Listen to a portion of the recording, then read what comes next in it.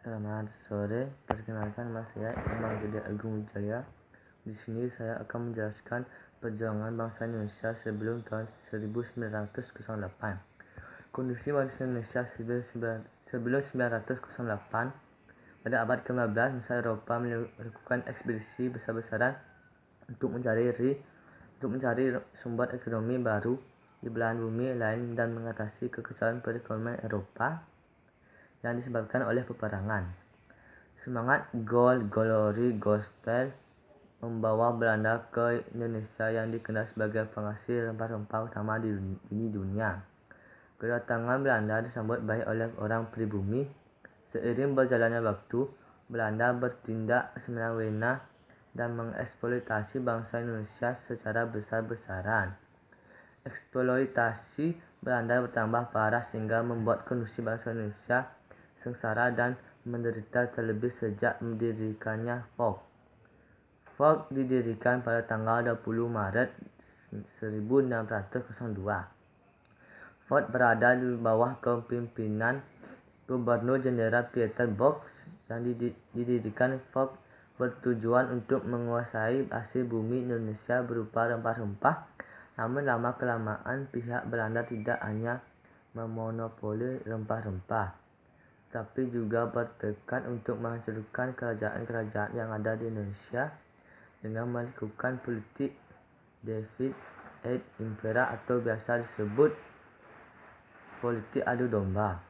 Politik adu domba ini membuat persatuan dalam kehidupan masyarakat terpecah, bahkan kekuasaan kerajaan-kerajaan di Indonesia juga lemah.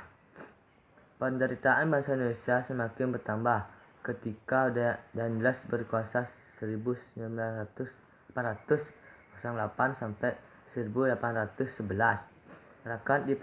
Rakyat dipaksa untuk melakukan sistem kerja rodi dengan tujuan membangun jalan di Pulau Jawa, mulai dari Anyer hingga Panarukan. Pembangunan ini dilakukan untuk kepentingan militer sehingga menimbulkan penderitaan bagi rakyat Indonesia. Penderitaan bangsa Indonesia masih berlanjut ketika Belanda menerapkan sistem tanah paksa atau Kulturstelsel. Sistem ini mengharuskan rakyat Indonesia untuk menanami sawah atau ladangnya dengan tanaman yang telah ditentukan Belanda. Hasil pertanian tersebut harus diserahkan kepada pemerintahan Belanda. Sistem tanah paksa ini juga menyebabkan rakyat Indonesia miskin karena secara langsung diperas tenaga dan kekayaan untuk kepentingan penjajah. Para penjajah kala itu mendapatkan sumber kekayaan yang berlimpah dari berbagai wilayah di Nusantara guna membangun negara Belanda di Eropa agar menjadi kaya. Kondisi Indonesia sebelum tahun 1908 semakin memprihatinkan. Akibat penderitaan ini, rakyat Indonesia memiliki keberanian untuk melakukan perlawanan. Perlawanan ini dilakukan di berbagai wilayah Indonesia yang dipimpin oleh kaum bangsawan dan para ulama. Namun perjuangan yang dilakukan masih tradisional dan bersifat kedaerahan. Hal inilah yang membuat perjuangan rakyat Indonesia belum berhasil. Kondisi Indonesia sebelum tahun 1908 memang memberikan penderitaan sangat mendalam bagi rakyat. Penderitaan ini menumbuhkan kesadaran bagi orang Belanda yang pernah tinggal atau masih tinggal di Indonesia, seperti Mr. van Deventer, Baron van Houffel, dan Edward Douglas Dekker. Pada tahun 1860, terciptalah buku Max Havelaar karya Edward Douglas Dekker dengan nama samaran yaitu Multatuli. Buku tersebut menjelaskan penderitaan yang dialami rakyat Indonesia akibat penjajahan Belanda, khususnya rakyat Lebak, Banten. Selanjutnya, Mr. van Deventer memberikan usul kepada pemerintah Belanda agar melaksanakan sistem politik etis atau balas budi. Politik balas budi adalah tindakan balas budi yang diberikan oleh Belanda untuk kesejahteraan pribumi karena telah diperlakukan secara tidak adil dan dieksploitasi kekayaan alamnya. Politik balas budi mempunyai 3 program, yaitu edukasi, irigasi, dan transmigrasi.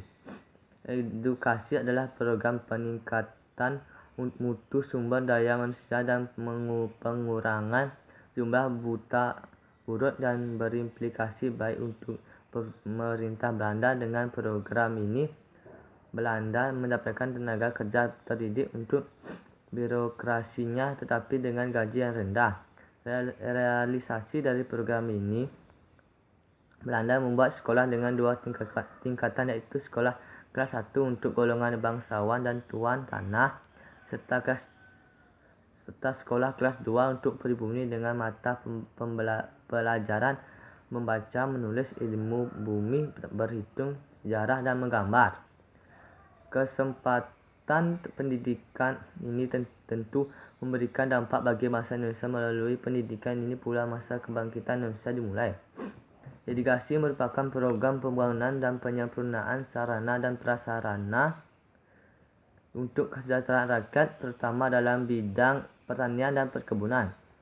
Hal ini dilakukan dengan membuat waduk-waduk besar penampung air hujan untuk pertanian dan dilakukan perbaikan sarana infrastruktur, terutama jalan raya dan kereta api, sebagai media utama untuk pengangkut komoditi hasil pertanian dan perkebunan.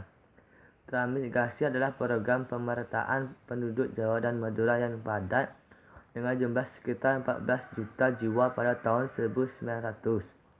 Selain padat, jumlah perkebunan pun sangat luas sehingga kawasan untuk permukiman sangat sempit. Sebagai solusi, dibuatlah permukiman di Sumatera Utara dan Selatan, di mana dibuka perkebunan baru yang membutuhkan banyak pengelola dan pegawai. Berdasarkan penjelasan tersebut, dapat disimpulkan bahawa terdapat beberapa kondisi bangsa Indonesia sebelum tahun 1908 yang meliputi: A. Kehidupan rakyat Indonesia sangat memprihatinkan. B. Rakyat Indonesia semakin sengsara dan menderita akibat penjajahan. C. Banyak pertikaian yang timbul di berbagai wilayah akibat sistem adu domba yang dilakukan Belanda. D. Rakyat dipaksa untuk melakukan kerja rodi atau masa pemerintahan di Andes dan sistem tanam paksa atau masa penjajahan Belanda. E. Belanda melakukan pemerasan seluruh kekayaan dan tenaga rakyat Indonesia. F. Sistem perjuangan yang dilakukan oleh rakyat Indonesia masih bersifat kedaerahan. Dan di sini saya ucapkan terima kasih. Bila ada kesalahan, mohon dimaafkan.